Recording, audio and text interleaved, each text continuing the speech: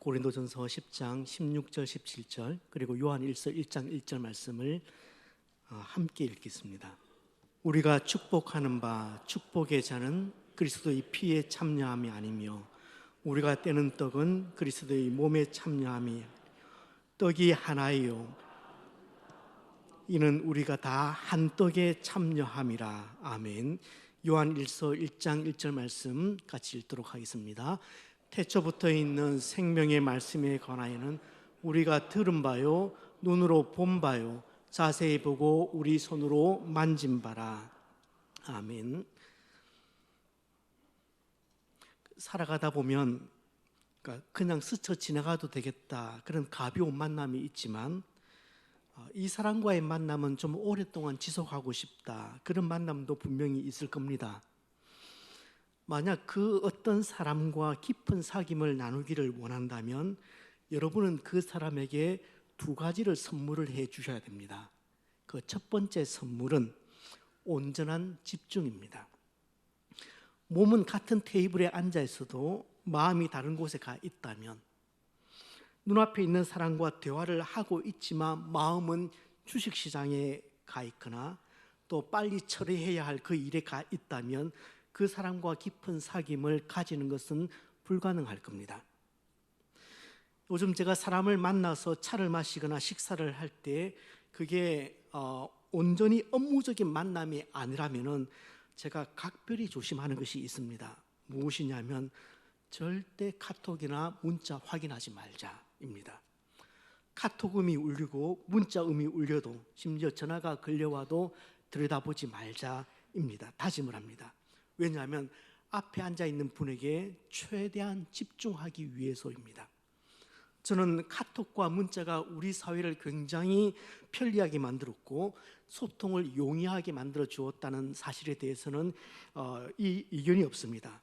하지만 그 편리함의 반대급부로 카톡과 문자가 이 우리 사이의 관계를 참 가볍게 만들었다 그런 생각이 들고, 또 소통에 있어서도 오해를 만들어내는 그 주범 역할을 이 카톡과 문자가 저는 한다고 생각을 합니다. 대화를 할 때 중요한 것 중에 하나가 상대의 전신을 보면서 감정을 읽어내는 거잖아요. 그러기 위해서는 상대방의 작은 몸짓 하나라도 그렇게 유심히 보아야 합니다. 그런데 카톡이나 문자에 적힌 글만으로는 그 사람의 감정을 읽을 수가 없습니다. 읽기가 어렵습니다. 이해는커녕 카톡이 문자를 오해를 하게 되는 경우도 허다하죠. 그래서 행여나 오해할까 싶어서 글 끝에 물결 모양이나 아니면 반가 웃음 표시를 하거나 혹은 다양한 이모티콘을 사용해서 온갖 애교를 다 떱니다. 하지만 여전히 오해의 소지는 남아있는 경우들이 있습니다. 코로나를 지나오면서 우리는 줌 화상회의법을 배웠습니다. 코로나는 IT 기계의 사용의 확산에 엄청난 영향을 미쳤다고 저는 생각합니다. 구성이 먼 거리에 떨어져 있는 경우라면, 원거리에 있는 경우라면 저는 줌 회의가 대안이 될 수 있겠다 생각을 합니다. 저는 화상회의는 마지못한 경우에 할 수 있다고 생각하지만 제가 일부러 할 생각은 없습니다. 기본적인 정보를, 인포메이션을 교환하기 위해서 화상회의는 얼마든지 가능하다고 생각합니다. 그러나 온전히 집중하며 대화하기 위해서는 그 사람 전체를 보고 읽어야 합니다. 그렇게 들어야 진정한 소통이 가능합니다. 그래서 하이테크 시대에는 하이터치가 없으면 소통이 따뜻해지지 않잖아요.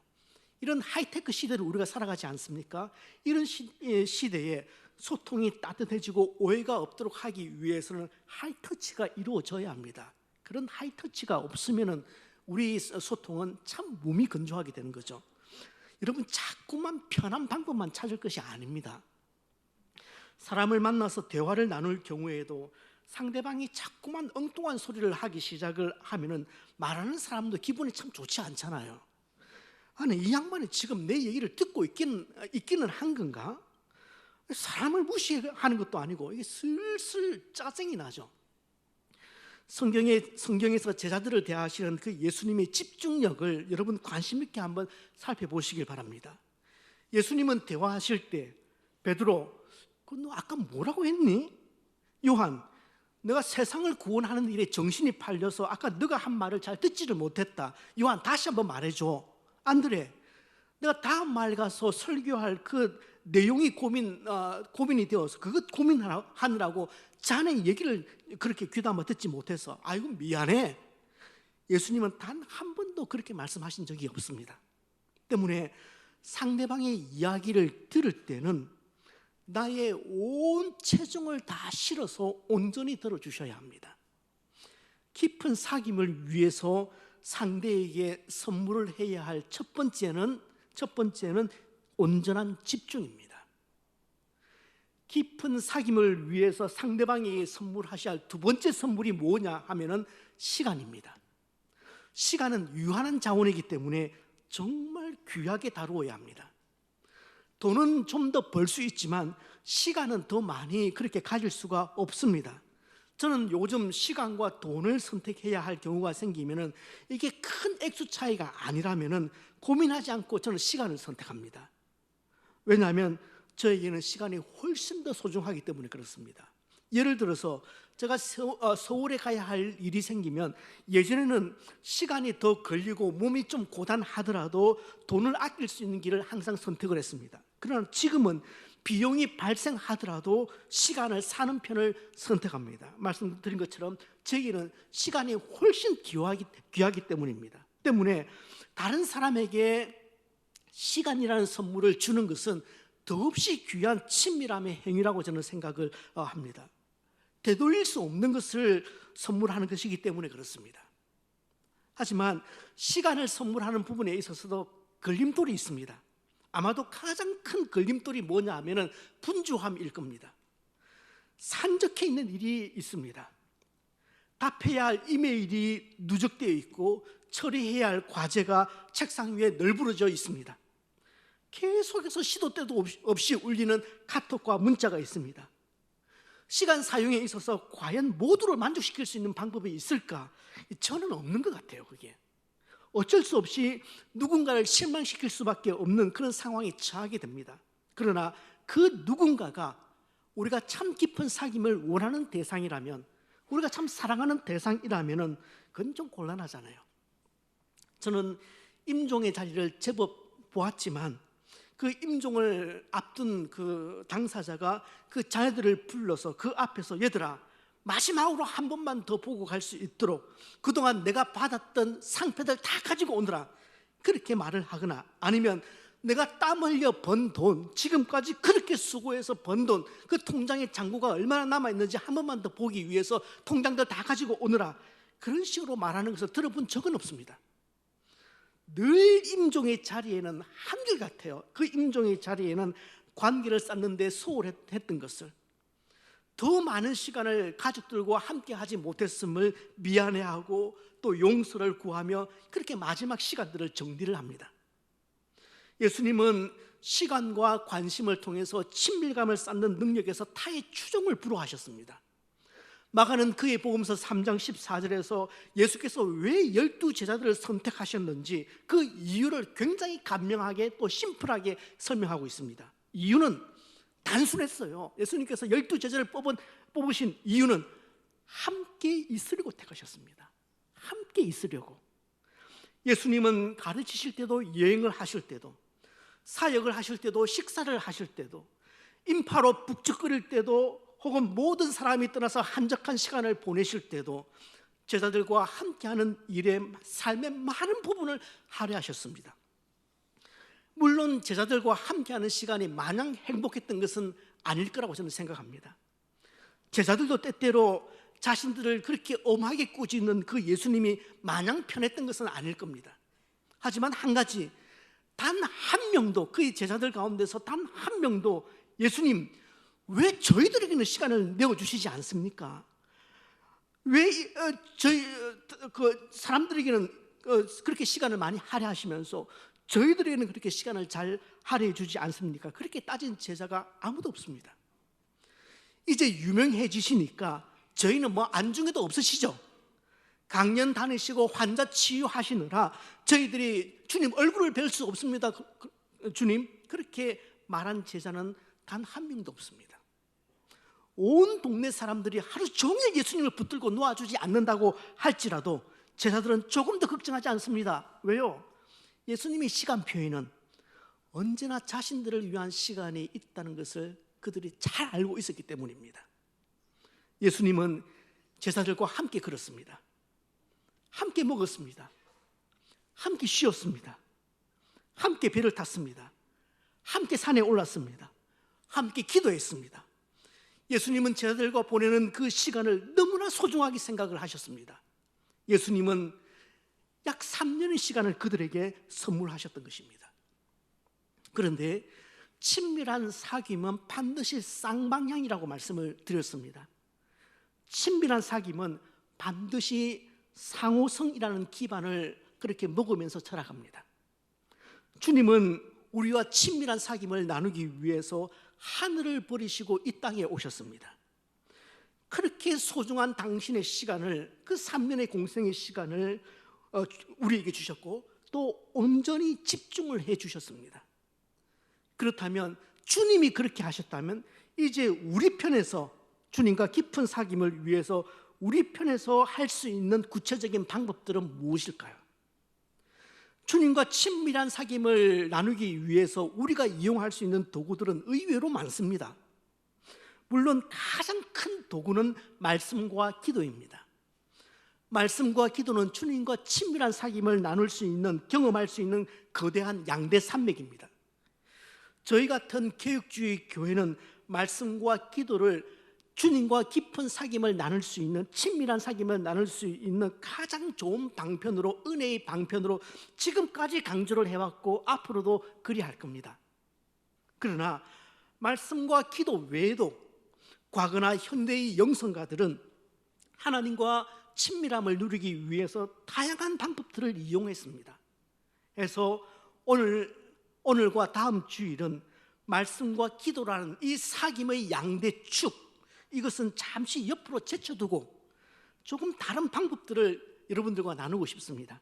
왜냐하면 지금까지 말씀과 기도에 관한 내용은 너무 많이 들었고, 그래서 이건 굳이 말하지 않아도 잘 아실 것 같아서입니다. 오늘은 오늘과 다음 주는 일상에서 쉽게 접할 수 있지만 잘 다루지 않았던 주제들, 하지만 주님과 친밀한 사귐을 추구해 온 사람들이 그렇게 사용했던 작은 소품들을 좀 나누어 보고 싶습니다. 물론 그 방법론적인 소품들이 많이 있지만 그 방법들 중에서 오늘 요한의 말씀처럼 주님을 듣고 보고 만질 수 있는 것들을 순서에 따라 소개를 하려고 합니다. 오늘은 역순으로 주님을 만질 수 있는 방법, 더 은밀한 의미에서 듣고 보고 만질 수 있는, 주님에게 듣고 주님을 보고 주님을 만질 수 있는 방법을 말씀드리려고 합니다. 듣고 보고 만질 수 있는 최고의 사귐의 방법은 성만찬입니다. 오늘 우리가 행하려고 하는 것입니다. 성만찬은 단순한 일회성 통과 의례가 아닙니다. 기독교 신앙의 정수를 담고 있는 의식이자 주님과 친밀한 사귐을, 그 사귐과 연합을 온 몸으로 경험할 수 있는 복된 통로입니다. 사도 바울은 이 성찬을 그리스도의 피와 몸에 참여함이라고 그렇게 간단하게 설명을 하고 있습니다. 여기 사도 바울은 여기 참여한다는 말은 영어로 커뮤니언이라는 말인데 더불어 교제한다, 그런 뜻입니다. 그렇기에 한 성도가 믿음으로 성만찬에 참여할 때 그 성만찬은 개인의 신앙 성장에 크게 기여를 하게 됩니다. 그럼에도 불구하고 현대 신앙인들에게 있어서 이 성만찬은 통과 의례나 아니면 예배를 늦게 마치게 만드는 천덕꾸러기 중에 하나입니다. 우리 신앙의 선조들은 이 세례와 성찬이 은혜를 누릴 수 있는 더없이 소중한 방법이라고 그렇게 지난 2000년 동안 가르쳐 왔는데, 그럼에도 불구하고 현대 교회는 이 세례와 그리고 오늘 행하게 될 이 성찬을 지겨움의 방편으로 만들어 버렸습니다. 저는 현대 교회가 세례와 성찬의 가치를 잃어버려도 너무 많이 잃어버렸다, 그런 생각을 합니다. 사실 우리 개혁주의 신학을 만들었던 칼빈은 성만찬을 할 수만 있는 대로 자주 시행하도록 그렇게 고민을 했고, 교회 상황이 녹록치 않다면, 여의치 않다면 한 달에 한 번이라도 꼭 성만찬을 시행할 수 있도록 고민을 했습니다. 그런데 성만찬을 자주 시행해도 또 자주 시행하지 않아도 문제점이 양쪽에서 다 드러나는 것 같아요. 성찬을 너무 자주 시행을 하다 보니까 성찬에 무감각해져 버리는 그런 결과를 저는 경험을 해보았습니다. 반대로 성찬을 너무 자주 시행하지 않다 보니까 성찬의 소중함에 대해서 무지하게 되는 경우를 또 봤습니다. 그러니까 자주 행해야 하는데 자주 행하지 못하는 이와 같은 목회적인 이상과 현실 사이에서 아주 분명한 괴리가 저는 이 성찬에 있다고 인정합니다. 이처럼 목회적인 괴리는 있지만 성만찬은 주님을 깊이 체험할 수 있도록 우리에게 주신 주님의 선물입니다. 주님이 만드신 겁니다. 요한이 말한 것처럼 예수님을 귀로 듣고 눈으로 자세히 보고 우리 손으로 만질 수 있는, 그러니까 주님을 듣고 보고 만지는 것이 종합 세트로 가능한 것이 이 성찬입니다. 선포되는 성찬의 메시지 속에서 또 눈앞에 보여지는 저 빵과 포도주에서 또 이것을 먹고 마시는 그 오감의 경험을 통해서 우리는 성찬의 신비로움을 경험할 수 있습니다. 성찬을 통해서 내가 주님 안에 거하고 주님이 내 안에 거한다는 그 신비로움을 우리는 경험하게 됩니다. 여러분에게 건네주는 빵과 포도주를 먹고 마시는 자는 예수님의 살과 피를 마시는 것이고, 예수님의 살과 피를 먹고 마시는 자는 예수님 안에 있는 것이고, 또 예수님은 그들 안에 있다는 말입니다. 이것이 성찬의 신비입니다. 주께서 이 성만찬을 제정하신 이유는 크게 두 가지입니다. 이 두 가지를 여러분들이 꼭 기억을 하셨으면 좋겠습니다. 주님께서 이 성찬을 제정하신 첫 번째 이유는 기억하기 위해서입니다. 기억함입니다. 성찬의 본질은 떡을 떼고 포도주를 마시면서 기억을 하는 것입니다. 그렇다면 무엇을 기억하는 것입니까? 먼저는 주님의 죽음과 부활에 관련된 사건을 기억하기 위해서입니다. 여러분, 이 성찬의 빵과 포도주는 상징 매체입니다. 여러분, 마지막 그 만찬장에 있었던 그 장면으로 한번 되돌아가 봅시다. 떡은 마지막 만찬 후에, 중학생들이 왔으니까 제가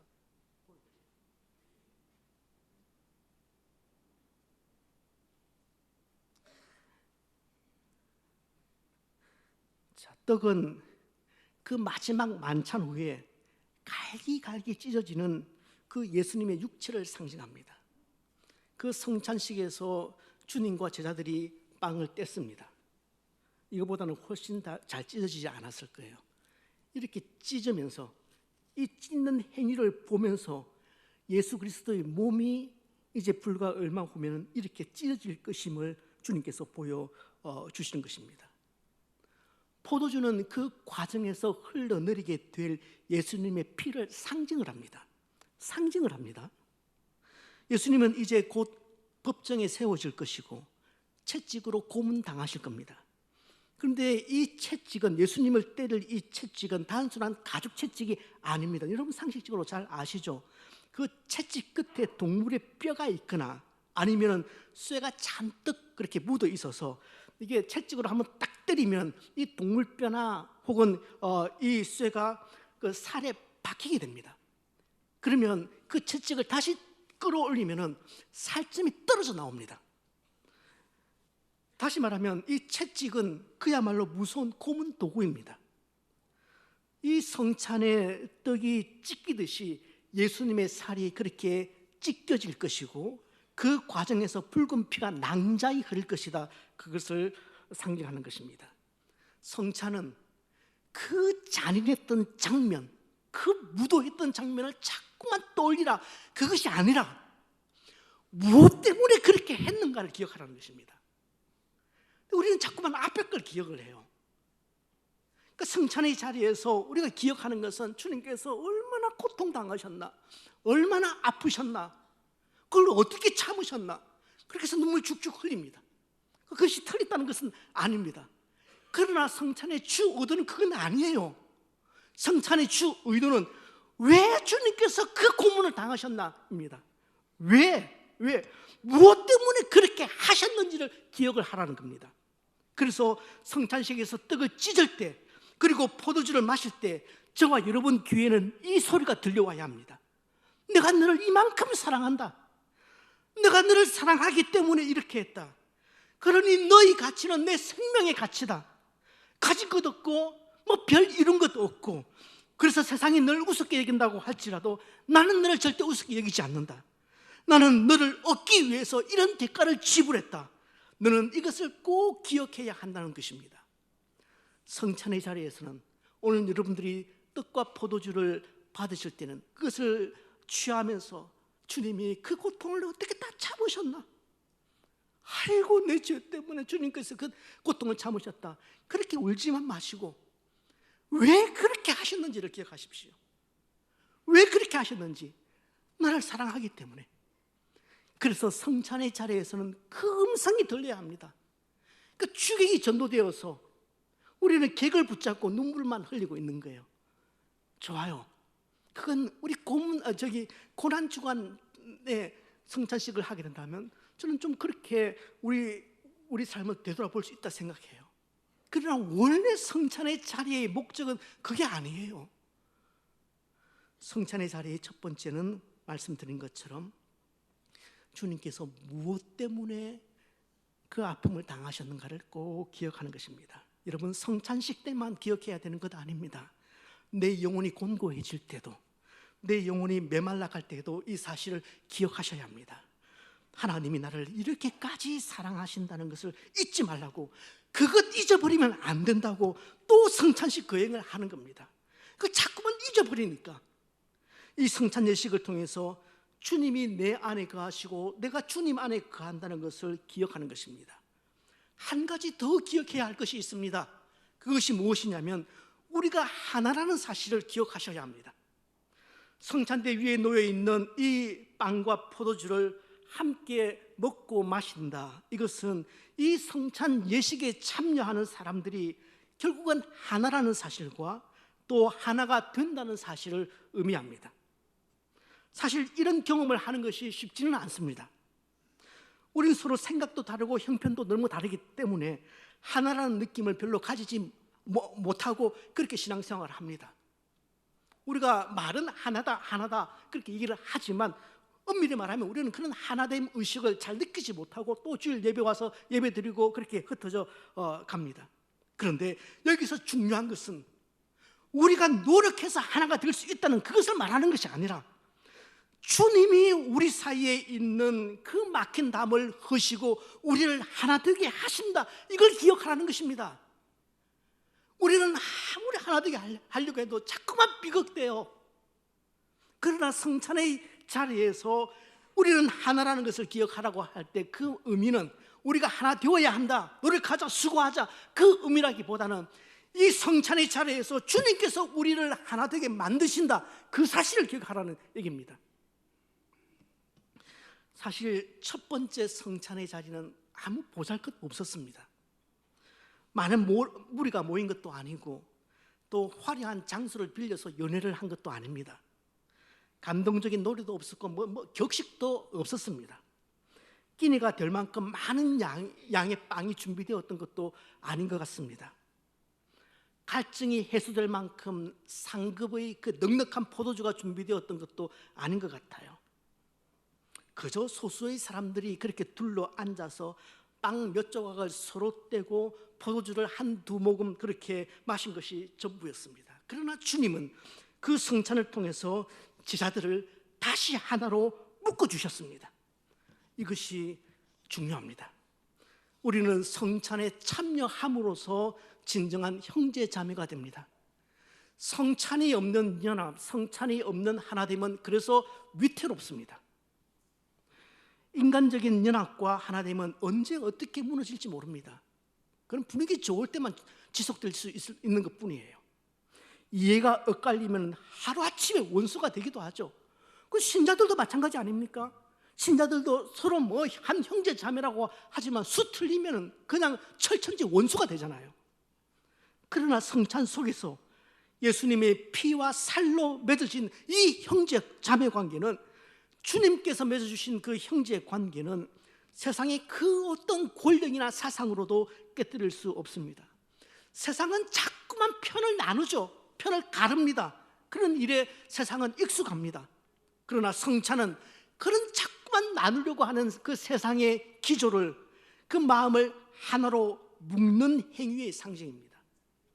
성찬은 피부색이 달라도, 빈부격차가 있어도, 나이와 성별이 달라도, 소유와 학식의 정도가 달라도, 정치적인 이해관계가 달라도, 전라도와 경상도 출신이 달라도 그 모두를 예수 그리스도 안에서 한 형제 자매로 묶어버립니다. 모든 차이를 넘어서 한 형제 자매가 되게 합니다. 그러니까 우리가 성찬에 함께 참여하는 것은, 우리는 예수 그리스도 안에서 한 형제 자매요, 한 지체라는 그 사실을 말로서가 아니라 이 성찬을 주고받음으로써, 그 행위로서 공동체 앞에서 서로 고백을 하는 겁니다. 우리는 하나입니다. 우리는 지체입니다. 나는 당신의 지체입니다. 이런 고백이 없이 성찬에 참여하는 것은 지금 이 자리에서 주님의 살과 주님의 피를 헛되게 하는 것입니다. 그런데 하나됨이라는 이 말은, 표현은 참 좋은데 구체성이 현저히 떨어집니다. 그렇다면 하나가 된다는 것은 어떤 의미일까요? 탈무드에 우리가 잘 아는 대목이 나옵니다. 여러분, 샴 쌍둥이를 아실 겁니다. 둘이 이렇게 붙어있는 쌍둥이죠. 몸체가 그렇게 붙어있죠. 그래서 이 샴 쌍둥이가 하나인지 둘인지 그런 해묵은 논쟁들이 종종 벌어집니다. 여러분은 어떻게 생각하시는지 모르겠습니다. 그 샴 쌍둥이가 하나인지 둘인지. 논쟁 끝에 라피가 이런 얘기를 합니다. 뜨거운 물을 한쪽에 부었을 때 다른 쪽도 함께 아파하면은 그것은 한 몸이고, 그렇지 않으면은 둘이라는 것입니다.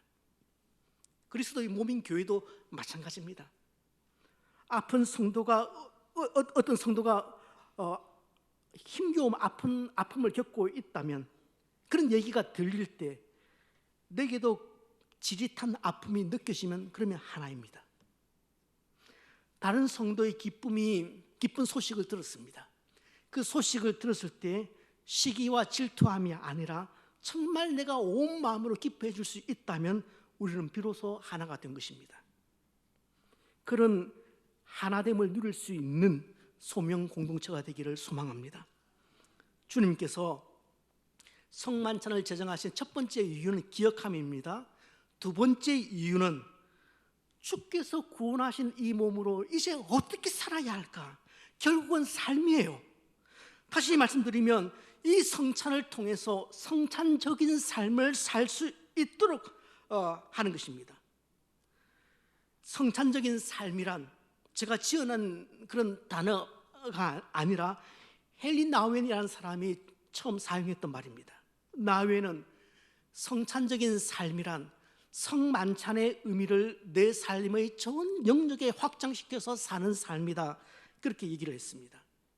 그런 40년 성직자로 살면서, 혹은 또 하버드 대학의 교수로서 일을 하면서, 또 데이브레이크 공동체에서 또 공동체를 섬기면서 그 지나온 삶을, 40년 삶을 회고하면서 내 삶은 하나의 긴 아름다운 성찬식이었다. A long, beautiful Eucharist. 멋진 표현이지 않습니까? 내 삶은, 지나온 40년의 내 삶은 하나의 긴 아름다운 성찬식이었다, 이렇게 고백합니다. 성찬을 나눌 때 집례하는 목사는, 이 성찬식을 집례하는 목사는 이 빵과 저 포도주가 성별될 수 있도록 그런 성별의 기도를 올립니다. 저는 하지 않습니다. 충분히 오해의 소지가 있기 때문에 그렇습니다. 가톨릭에서는 성찬식을 할 때 사제가 그 성찬식에 사용될 빵과 포도주를 위해서 성별하는 기도를 합니다.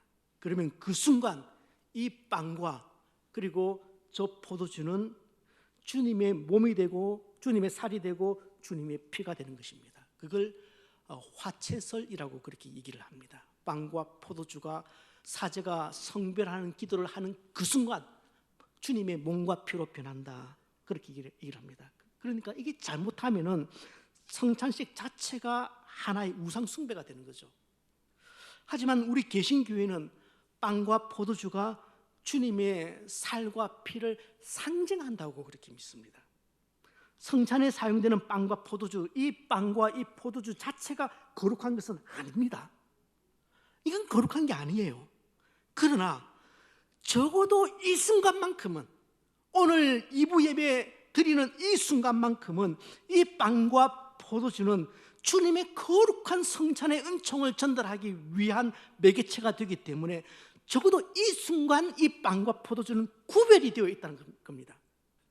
조금 다른 예를 빌려서 설명을 하자면, 여러분, 이 예배당 건물은 거룩한 게 아닙니다. 그러나 거룩한 목적을 이루기 위해서, 거룩한 일들을 하기 위해서 지어져 있는 공간입니다. 그러니까 어떤 의미에서 이 건물과 이 공간들은, 이 교실들은 이 자체가 거룩하다고 말은 할 수 없지만 구별되어서 사용되고 있다는 것은 우리가 분명합니다. 이런 이유 때문에 이 공간은 함부로 대할 공간이 아니라 우리가 아끼고 소중하게 그렇게 대해야 할 공간입니다. 그러니까 지금 이 성찬의 자리에 놓여 있는 이 보자기 속에 밑에 놓여져 있는 빵과 포도주를 통해서 주님께서 오감적으로 우리에게 주시는 메시지가 뭐냐면, 너희도 구별되었다는 것입니다.